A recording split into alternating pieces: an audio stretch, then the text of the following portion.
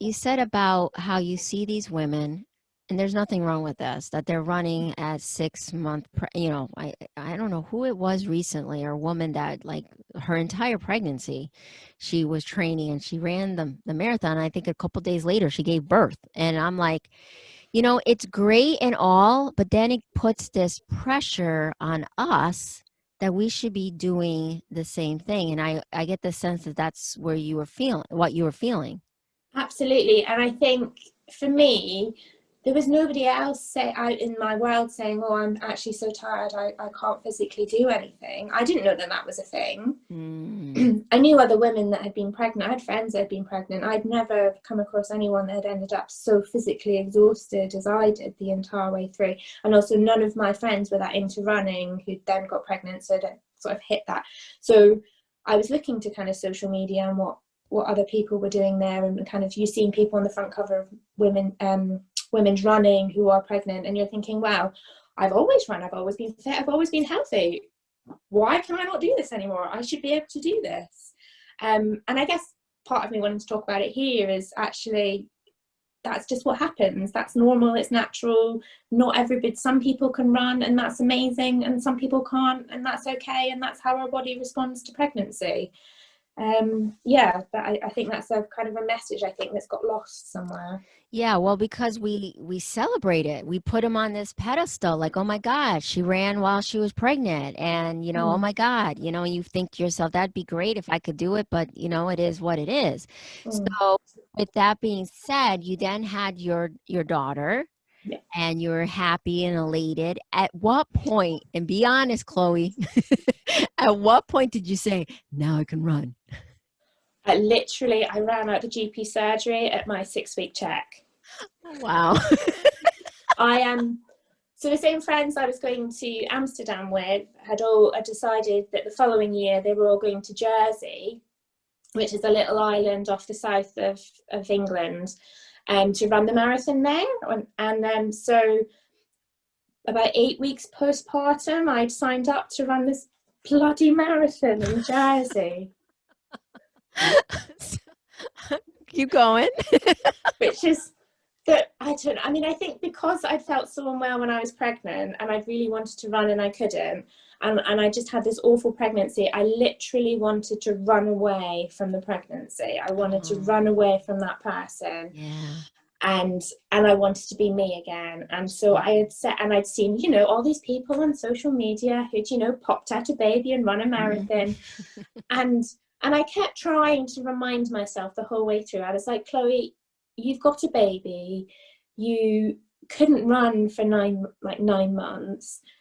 You don't be stupid. Don't be stupid. You're not going to run a sub 4-hour marathon, having never run one before, having been so poorly. But there's still that little voice going, come on, you can do it. And so, oh God, it was ridiculous.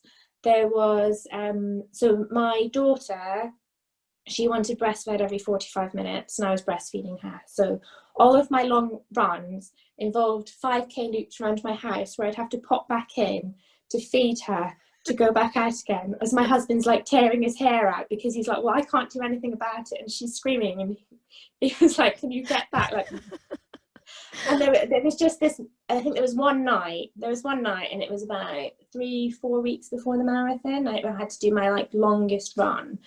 And I put it off, and my husband was kind of coming home late from work, and I was like, I'm going to have to do this when you get in from work. Like, this is like, you can't come in at 7:30. I've got a long run. I've got 15 miles to run. What are you doing?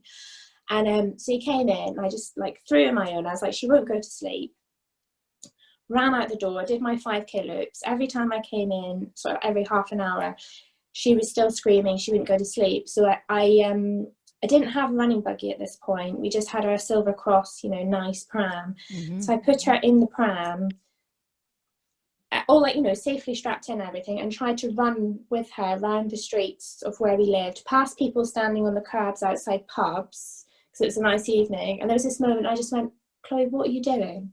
This is absolutely ridiculous. It's just not worth it. So I just kind of went home, and I spoke to my friends, and some of them were running the marathon relay, and they were like, look, we've got a space, just stop it and do the relay. And I was like, I think that's, it just got to that point where you were like, what on earth are you doing? It's not worth it. Yeah, and it almost sounds to me that you were so desperately trying to get back to who you were as Mm, a runner because, we identify ourselves as that, as the runner, yeah. and it's, I say that it's, when people are like, you do this for fun, I'm like, yeah, I do. That's my life. It's my life. I need to run. And then when you take that away from somebody, it's like, then who am I? Like, what Mm. do I do with myself at this point? So, with that, you then did the relay. And now, what did that entail? Like, did that entail, like, because then how long did you have to train? This is like a relay for a marathon? Yeah, so there was like, there'd be like a 4K loop and or like a stretch of it. So I think I can't remember. They broke the marathon distance up into like 5 or 6 different Okay. distances. And so I think I did the longest distance that was 11 kilometers. And because I'd already been training for the marathon, to run 11 kilometers was significantly less than running 26.2 miles. So Yeah. I could manage that bit. But yeah, so and it was a really nice weekend with kind of going away with some friends to run this relay. But I did feel a little bit disappointed because I was doing this stretch sort of furthest away from the start line, furthest away from the finish line. So we just got bussed to the middle of nowhere, So, did my 11K. how long ago was this? So that was almost a year ago today. Okay. So then that happened. Then where were you at with running again? I took a little break. How long of a break, Chloe?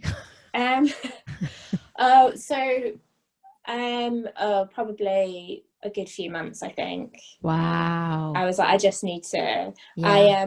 I went away, so we planned to go to Singapore after this marathon anyway, as a kind of a holiday and visit friends and things out there. And then I went to stay with my family up in Scotland for a couple of weeks after that. And then it was kind of, you're into Christmas and all Hmm. the rest of it. So I didn't really do much running again until the new year, and I think really learned to take the break off. Hmm.